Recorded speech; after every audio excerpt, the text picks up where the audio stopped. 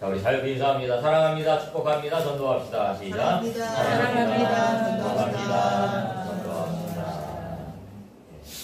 한 주 동안 또 많은 일이 있었죠. 목사님 가정에도 일이 있었고, 나라에도 일이 있었고, 자고 일어나면 새로운 소식들이 터져갖고, 이게 잠을 자지 말아야 되는 게 어쩐지. 기도해야 됩니다. 나라 민족을 위해서 기도해야 될 이유가 더 생기는 것이죠. 우리 교회는 일단 금요일마다 나라 민족을 위해서 기도 제목이 제일 첫 번째가 나라 민족을 위해서 기도하는 거예요. 우리가 대통령이 얼마나 중요한가, 지도자가 얼마나 중요한가를 이번 기회를 통해서 우리가 깨닫게 되어지잖아요. 지도자가 정말 중요합니다. 근데 가정에도 지도자가 있어요. 누가 지도자예요? 부모님이 지도자입니다. 하나님의 권위로 세워주신 분이 바로 부모님입니다. 오늘은 5월 두 번째 주일 어버이 주일을 맞이하게 되어집니다. 가정의 소중함은 누구나 다 알고 있는 사실이고, 저는 항상 그렇게 생각합니다. 가정이 평안해야 우리가 세상에서 직장도 그렇고 학교도 그렇고 이렇게 평안하게 살아갈 수 있어요. 가정이 평안하지 않으면 세상 살아가면서 정말 행복하지 못한 그런 삶을 살아가게 되어집니다. 가정이 굉장히 중요하고, 또 그 가정에서 부모의 역할은 너무나도 소중하지요. 부모의 역할은 너무 소중합니다. 또 부모의 역할도 소중할 뿐만 아니고, 또 자녀들이 부모를 향한 공경의 마음, 존경의 마음, 이것도 굉장히 중요하지요. 자녀가 부모를 공경하지 못한다? 그럼 가정이 위기에 빠지죠. 또 부모가 자녀를 사랑하지 못한다? 이 가정도 위기에 빠질 수밖에 없습니다. 부모 사랑도 중요한 것이고, 또 자녀 사랑도 중요한 것이고, 너무 중요한 것이죠. 오늘은 5월 두 번째 주일 어버이 주일을 맞이해서 부모를 어떻게 공경해야 될지 하나님 말씀을 듣는 것입니다. 제가 말하는 게 아니에요. 제 의견을 말하는 게 아닙니다. 하나님의 말씀을 제가 대언하는 거예요. 대신 말하는 거예요. 저도 부족해요. 저도 부모 공경 자신있게 잘했다라고 말할 수 없습니다. 하지만 저도 못했음에도 불구하고 여러분들에게 말해야 돼요. 내가 못했으니까, 여러분 저는 못했으니까 여러분 하지 마세요. 이거는 잘못된 설교예요. 저는 못했지만 못했을지라도 하나님의 말씀이기 때문에 여러분들에게 그렇게 말하는 것이고, 이것이 하나님의 약속이고 계명이고 또 축복의 길이기 때문에 말씀하는 거예요. 권면을 드리는 거고, 여러분들에게 그렇게 살았으면 좋겠다라고 이야기하는 것입니다. 자, 오늘 말씀을 통해서 함께 은혜를 나누길 원하는데, 첫 번째 오늘 말씀의 제목은 내 부모를 공경하라 합니다. 첫 번째, 자, 오늘 말씀 22절, 자, 앞에 절만 함께 같이 읽어봅니다. 시작. 너를 낳은 아비에게 청종하라. 이게 첫 번째 오늘 말씀의 주제입니다. 너를 낳은 아비에게 청종하라. 부모님의 말씀에 청정하라, 이 뜻이죠. 부모님의 말씀에 청정하라. 우리가 어렸을 때 부모님의 말씀 많이 들어야 된다는 얘기는 무수히 많이 들었잖아요. 학교에서도 또 어디에서든지 부모님 말씀 들어야 된다, 순종해야 된다, 이런 이야기는 너무나도 많이 들었던 익숙한 이야기입니다. 근데 이 말씀을 성경에서 이야기하고 있는 거예요. 청종이라는 단어를 찾아보니까 한문이죠. 청, 들을 청, 종, 쫓을 종이에요. 부모님의 말씀을 듣고 쫓는다. 부모님의 말씀을 듣고 그 부모님의 말씀대로 행한다. 그런 뜻이잖아요. 하나님께서는 인간을 창조하시고 가정이라는 제도를 가장 먼저 만드셨죠. 에덴에서 남자와 여자를 만드시고, 그곳에서 하나님이 직접 주례자가 되셨어요. 최초의 주례자는 하나님입니다. 아담과 하와, 신랑과 신부를 앞세우고 하나님이 주례가 되시었어요. 그곳에서 가정을 만드셨지. 그래서 가정은 최초의 사회생활의 출발점이에요. 출발점입니다. 우리가 살아가는 사회에도 질서가 있죠. 우리나라에도 최고의 지도자가 있잖아요. 대통령을 한 번 잘못 뽑으니까 얼마나 복잡합니까? 얼마나 힘든 시간들을 우리가 보내고 있습니까? 그죠? 대통령이 잘 세워졌다면 나라가 평안하고 안정되고 국민들도 평안하게 그 추운데 나가서 그냥 광화문에서 여의도에서 봤잖아요. 네? 얼마나 많은 사람들이 막 고생을 했어요. 가정도 마찬가지죠. 가정. 부모가 제대로 세워지지 않으면 가정은 힘들 수밖에 없습니다. 가정의 최고의 지도자는 부모님이에요. 부모님. 부모님의 말씀을 따르고 순종하는 가정은 축복의 가정이 되어지지만 그렇지 않으면 그 가정은 정말 힘들고 어려운 가정을 만들 수밖에 없습니다. 근데 자녀들은요 부모의 영향을 받을 수밖에 없어요. 그죠? 부모의 영향을 받습니다. 저도 아이들이 있지만 어떨 때 순간순간 나는 이 아이들을 보면서 제 모습을 본다니까요. 내가 저렇구나. 가르쳐서 그런 게 아니에요. 순간순간 부모들이 말하는 행동과 여러 가지 모습들을 보면서 그 아이들도 이렇게 닮아가더라고요. 말도 닮아가지요. 또 먹는 것도 닮아가요. 식성도 닮아가요. 희한하지 않아요? 식성도 닮아가요. 또 때로는 생각하는 것도 닮아가요. 부부가 닮아가는 것처럼 아이들도요. 말하지 않아도 생각하는 것들이 닮아가더라고요. 참 부모의 이 영향력이라는 것이 대단하구나 라고 생각이 되어집니다. 그래서 우리 부모들은 자녀들을 잘 양육하기 위해서 최선의 노력을 하지요. 그죠? 어떻게 하면 좋은 교육을 받게 할까? 여기는 그래도 조금 약간 인천의 변두리니까 그렇지 않지만 우리 조카가 서울에 사는데 그 조카의 애들을 보니까요. 그 처조카, 우리 조카 말고 처조카의 애들을 보니까요. 엄청 사교육을 시켜요. 피아노 시키고 미술 시키고 뭐 시키고 그러니까 사교육비로 들어가는 돈이 엄청나게 많더라고요. 왜 그래요? 훌륭한 아이로 세상에서 인정받고 세상에서 존경받는 아이로 자라나기 위해서, 키우기 위해서. 우리 때는 아버지 혼자 돈 벌면 그 집이 그냥 유지가 됐어요. 그죠? 아버지가 나가서 열심히 벌면 엄마는 집에서 살림하고 아이들 키우고 밥하고 집안일 돌보고 이러면은 가정이 그냥 돌아갔습니다. 근데 지금은 그런 시대가 아니죠. 지금 그런 시대가 아니에요. 엄마도 아빠도 다 나가서 일을 해야 돼요. 왜? 왜 그래요? 사실은 한 명만 나가서 벌어도요 먹고 살아요. 근데 두 명이 벌어야 되는 이유가 뭐예요? 아이들 교육 때문이에요. 아이들 교육 때문에. 이 사교육비가 엄청나게 들어가니까 혼자 벌어가지고는 감당이 안 돼요. 저희 어릴 때는 학원 다녔어요? 저는 학원 가본 적이 없어요. 학원 안 다녔어요. 그런 사교육이라는 게 없었잖아요. 저는 사실 음악을 공부했으니까 피아노가 얼마나 치고 싶었는지. 근데 돈이 없으니까 피아노 학원 간다는 말도 못했고요. 가도 못했어요. 그래서 피아노 못 칩니다. 제가 성악을 했으니까 사람들이 피아노를 당연히 칠 거라고 생각을 해요. 당연히 못 쳐요. 왜? 안 배웠으니까. 아니, 안 배운 게 아니라 못 배웠어요. 피아노 학원을 가야 피아노 칠 텐데, 집에 피아노가 있어요? 피아노 없죠. 요즘 아이들은 부모들이 막 뛰밀잖아요. 피아노 학원 가라, 태권도 학원 가라, 미술 학원 가라, 영어 학원 가라, 수영 가야 된다. 어마어마해요. 강남에 가면요, 한 아이가 학교에 끝나서부터 한 10시, 11시까지요, 계속 6개, 7개를 다닌대요. 이 시간엔 여기, 이 시간엔 여기, 이 시간엔 여기. 애들이 막 초등학교 때부터, 유치원 때부터 막 녹초가 돼요. 왜 그러는 거예요? 세상에서 인정받고 뛰어난 삶을 살기를 원하는 그게 부모의 마음이죠. 근데 그런 아이들이 자라나서 문제는 부모님의 은혜를 아느냐는 겁니다. 그렇게 키워진 부모님의 사랑을 깨닫냐는 겁니다. 이게 정말 심각한 문제예요. 당연히 부모들이 해야 될 거라고 생각하고 그렇게 못해주면 부모에 대해서 원망하고 불평하고 이게 문제죠. 그렇지 않습니다.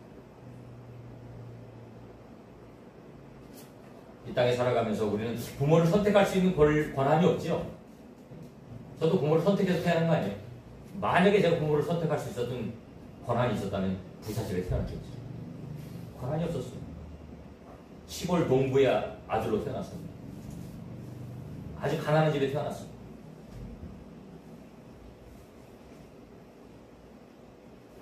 우리 부모님들은 교육을 제대로 못 받았어요. 하지만 저를 키우려고 노력은 많이 하셨어요.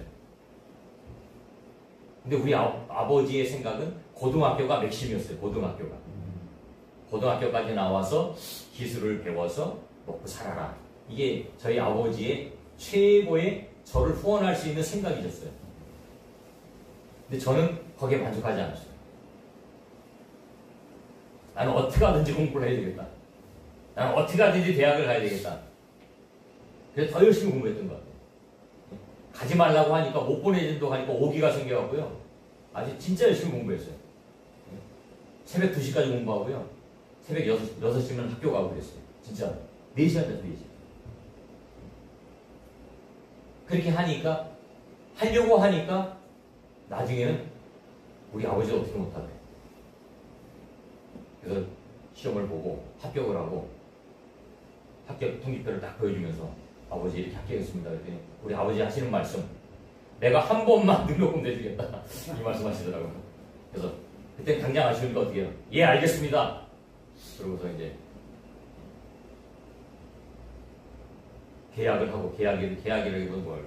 합의를 하고 그래서 한 학기 다니고 군대를 가요. 그래서 군대 간 거예요. 군대 가고 제대하고 제가 대줬어요. 우리 아버지가 대주긴 대줬어요. 근데 제가 학교 다니면서 과대표 장학금도 받고 이래 받고 저래 받고 받아서 그래도 좀 편하게 아버지가 많이 반 정도는 줄여서 등록금을 대주고 졸업하게 되어진 것을 보게 되어집니다. 그걸 보면서 저는 부모님의 사랑을 다시 한번 깨달았어요. 아, 그게 부모님의 사랑이구나. 등록금 한 번만 내주고 만다고 했던 그 아버지 마음이 결국에는 학교를 다닐 수 있는 책임을 힘들지만 그 당시 우리 아버지 놀았거든요. 연로하셔서 우리 아버지가 저를 늦게 하셨어요. 연로하셔서 노니까 돈이 없는데도 불구하고 힘들게 학비를 이렇게 해주시더라고요. 그게 부모님의 사랑이에요. 근데 그 아버지가 돌아가셨지만 저는 그 아버지에게 많은 효를 행하지 못했습니다. 많은 효를 행하지 못했습니다. 왜? 내 살림이 뭐 넉넉치 않으니까, 부유하지 않으니까. 근데 지금은 후회가 돼요. 아, 조금만 더 잘했으면 좋았을 걸. 왜? 이게 하나님의 약속이거든요, 사실. 내 부모를 공경하고 효도를 행하는 자에게 하나님은 뭐 한다? 축복한다. 축복한다. 이게 약속하셨어요.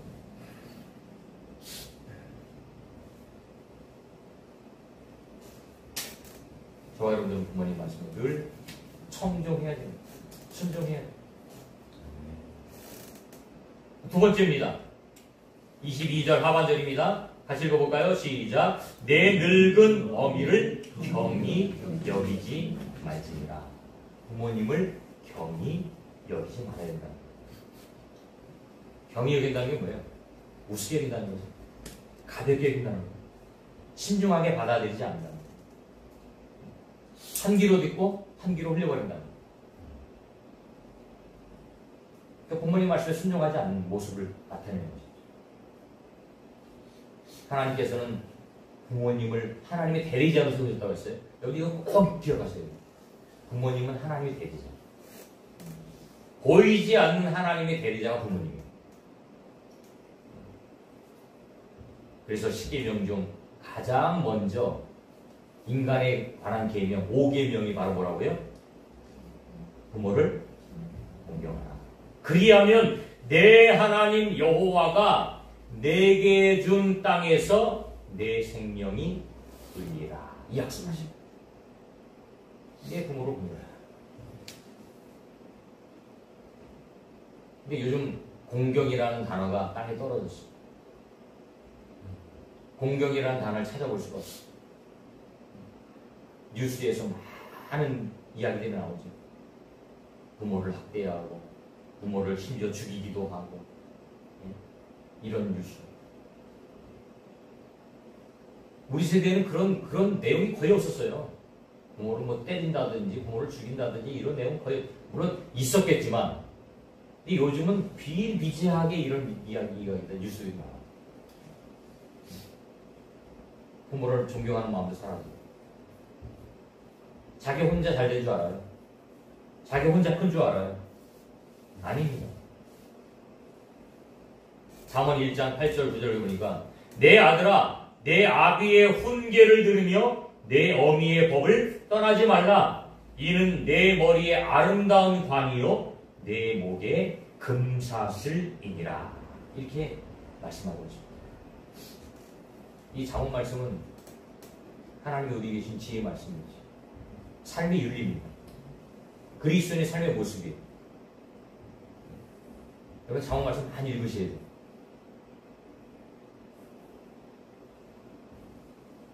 내 아비의 훈계를 들어라. 내 어미의 법을 떠나지 말라는 거예요. 그러니까 우리가 저도 부모가 되었지만 자식이기도 하면서 부모가 되었잖아요. 부모님 말씀에 순종하는 것이 마땅하고 또 자녀들에게 그 하나님의 말씀을 우리가 가르쳐야 되는 게 의무예요. 그래서 우리 믿음이 우리의 신앙이 우리대로 끝나면 안 됩니다. 우리 자녀에게도 그 신앙이 전수가 돼요. 또 그 자녀의 자녀들, 그 자녀의 자녀들도 마찬가지로 그 신앙이 전수가 돼요. 지난주에도 말씀한 우리 기독교는 효의 종교입니다. 효의 종교예요. 부모를 공경하는 자를 하나님은 반드시 축복하신다고 약속하셨어요. 여러분 축복받기 원하잖아요. 그렇잖아요. 그렇다면 부모를 공경해야 됩니다. 경히 여기지 말아야 된다는 거예요. 부모님은 하나님이 세워준 대리자다. 하나님을 섬기는 것처럼 우리 부모를 섬겨야 된다라는 것을 우리에게 말씀하고 있는 것입니다. 마지막으로 세 번째입니다. 24절 말씀을 함께 읽어봅니다. 시작. 의인의 아비는 크게 즐거울 것이요 지혜로운 자식을 낳은 자는 그로 말미암아 즐거울 것이라. 이렇게 말씀하고 25절에 내 부모를 즐겁게 하며 너를 낳은 어미를 기쁘게 하라. 부모님을 기쁘시게 하는 것입니다. 그러면서 부모님을 기쁘시게 하는 방법에 대해서 24절에 말씀하고 있죠. 의인의 아비는 크게 즐거울 것이요 지혜로운 자식을 낳은 자는 그로 말미암아 즐거울 것이다. 의인의 아비는 크게 즐거울. 의인의 아비. 의인의 아비. 로마서 3장 23절 24절 우리가 잘 알고 있는 내용이에요. 이게 뭐냐면 모든 사람이 죄를 범하였음에 하나님의 영광에 이르지 못하더니 그리스도 예수 안에 있는 성량으로 말미암아 하나님의 은혜로 값없이 의롭다 하심을 얻은다 되었다. 모든 사람 다 죄로 태어났잖아요. 그렇죠? 그래서 부모님이 가장 기뻐하는 게 뭐라고요? 의인이 되는 거예요. 의인이 되는 거예요.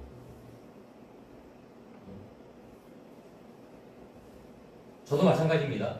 우리 아이들이 세상에서 성공하고 출세하는 것 이것으로 기뻐하지 않아요. 가장 기뻐하는 게 뭘까요? 의인이 되는 거예요. 의인이 뭔데요? 예수 믿고 구원받는 거. 그죠? 예수 믿고 구원받는 거. 신앙생활 잘하는 거. 이것이 결국 부모에게 효도합니다.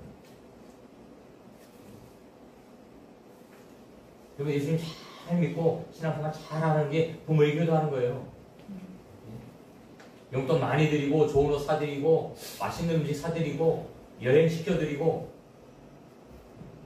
이것도 중요하지만 더 중요한 거는 여러분들이 잘 신앙생활 하는 거예요. 여러분 돈 많이 벌고 세상에서 출세하고 성공했는데 예수 안 믿는다?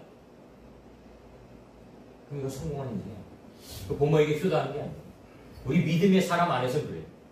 세상 사람들은 그게 효겠죠. 근데 우리 믿음의 사람들 안에서는 절대 그게 효가 안 돼요. 여러분들 예수님 잘 믿고 구원받는 거예요.